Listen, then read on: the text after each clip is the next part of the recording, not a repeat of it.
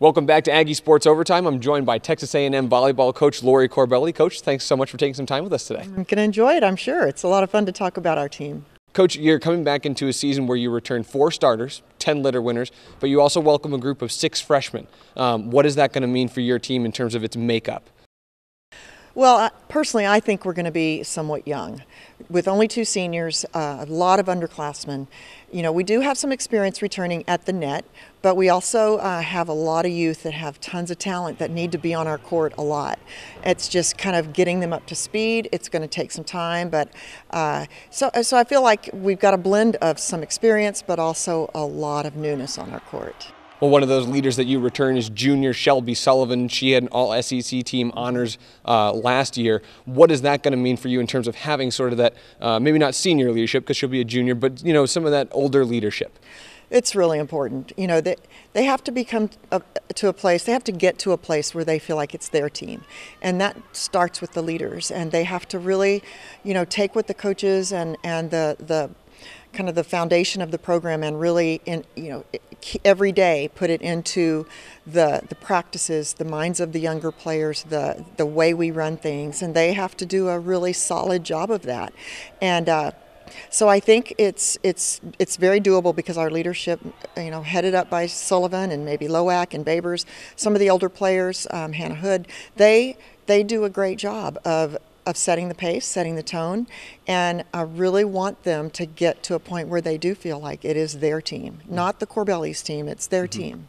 Well, speaking of setting a tone, it's a team that also struggled a little bit on the road last year, although you did do very, very well, make it to the second round of NCAAs, but for the second year in a row, you guys end up getting stopped by Texas at Texas. Is that something that you're going to use either as motivation, or how do you view last season and kind of use that to progress this season?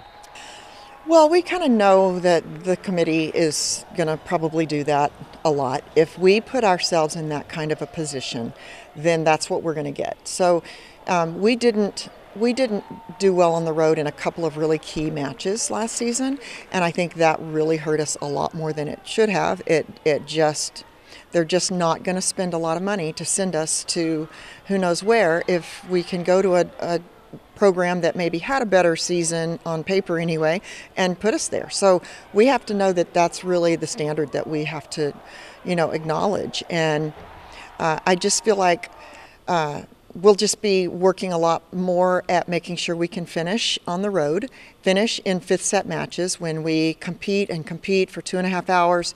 And those last 5 minutes, we lost too many matches that way last season. And those are the matches that cumulatively make us either in a spot where we won't have to go to Austin, or in a spot where we go to Austin, but we're ready for it. So is there a mental adjustment that you make or tell your players or something like that when you come down to those down-to-the-wire matches?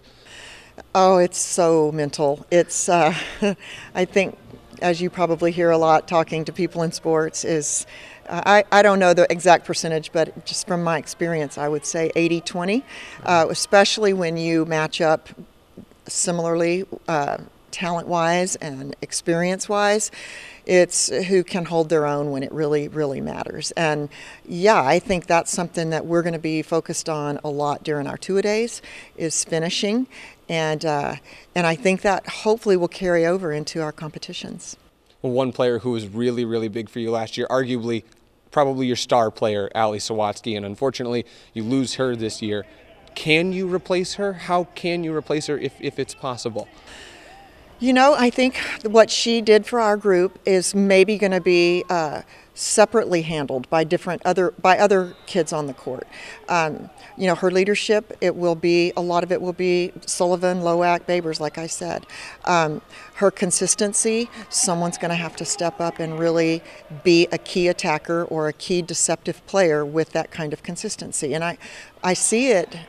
I know it's there inside of some of the kids we have, but that has to be taken care of, because she did have a lot of those things that the team kind of just followed naturally. Even though she wasn't a really vocal leader, she led by her daily example, and she took the team on her back and was willing to do that. And so I know we have players that are willing to do that. It may not all be in one, but I think that those duties will be taken care of. Well, you mentioned sophomore Angela Loack, and she's your kill leader from last year. As an underclassman, is that somebody that you place a lot of that responsibility on? Yeah, I do. She's been a 2-year starter, maybe a year and a half. She's been like a primary starter, outside hitter. She, she's a high-flying, hard-hitting, great change-up type of attacker who has a lot of fire and spirit and all of that on the court. That's you got to bring energy. You got to have energy on the court all the time. And when it starts to go into a lull, Angela's good at getting that energy level back up. And yeah, we'll be counting on her for those things, as well as how many kills she can get and how, I think teams are going to be coming at her as a serve receive player because they want to make sure they get that attacker kind of backed up off the court or whatever. They'll serve her deep, they'll serve her short. They're going to try to work her so that she may not get set when it's time to go to an attacker. And so she has to really shore up her game even more with those kinds of connecting her skills. Mm-hmm. So is there any particular strength and, on the flip side, any particular weakness that you're looking for or looking at for your team this year, and how you'll kind of play on those strengths and also kind of develop those weaknesses to improve them? That's the funnest part for me as a coach is, getting to have the kids in the gym, working with them, and really seeing what this particular group will bring.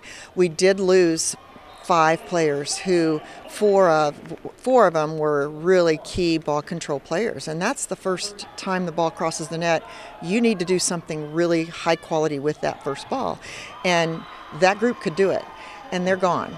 So we've worked a lot this spring on our first touch. We call it first touch. The first time we get an opportunity, what are we doing with that ball? And so our whole spring was focused on that. Just get the team more comfortable on the floor. Everybody thinks volleyball's played up in the air. Well, it is. We jump high. We like to block high. Those are the magnificent moments. But the game is not a game until they can control the ball on the floor, on the court. And so that is probably going to be our biggest weakness early. It's something that can be taught, and we teach it all the time. It can be developed. You can get experience at it pretty quickly. But then I think our strengths are going to be, our blocking is going to be really good this year, which makes me really excited. That's one of my favorite skills to teach, to see happen. The momentum it gives your side, all that stuff is really fun. It's fun for the crowd. And our attacking, we have some really high jumping, hard hitting attackers that are going to be fun to watch. Coach, you haven't even played a game yet, and it sounds like you have a master plan for this team. Oh, I've been thinking about it, since the day they left in the spring. I haven't gotten to touch them, and I've just been, I write down lineups, I watch video. I'm just so ready to get this group molded and put them on the court to test them. And 3 weeks can't come. It's almost too soon in my mind because it's not much time for them really to prepare. But since that's all anybody gets, I'm ready. I'll be ready. They'll be ready to get on the floor in August, late August. Sounds like you're excited. I'm sure the players are excited. I'm sure the fans are excited too. They debut at home. Their season begins August 29th for the Texas A&M Invitational. I'm sure that you and all the players and, like we said, all the fans are going to be looking forward to that one. For now, we'll send it back to Chris in the studio.